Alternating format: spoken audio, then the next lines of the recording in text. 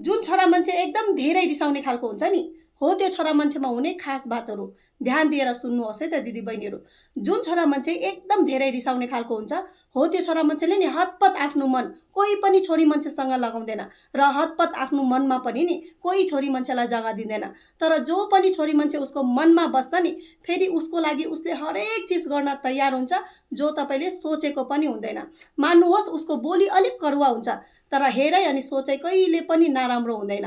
उसले मायामा झुटा नाटक गर्न आउँदैन, ड्रामा गर्न आउँदैन। त्यसैले मान्छेहरूले नि ज्यादातर उसलाई नराम्रो पाउने गर्छ।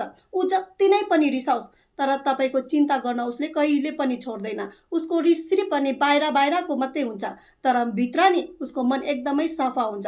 यदि कोही छोरा मान्छेहरूले नि जति नै रिसायो भने पनि तपाईँको चिन्ता गर्छ भने, हो त्यो छोरा मान्छेलाई फेरि कहिले पनि नगुमाउनुहोस्। किनकि हो त्यस्तो छोरा मान्छे नि सिर्फ अनि सिर्फ भाग्यमानी छोरी मान्छेले मात्रै पाउँछ। यो कुरा बुझ्नुहोस्।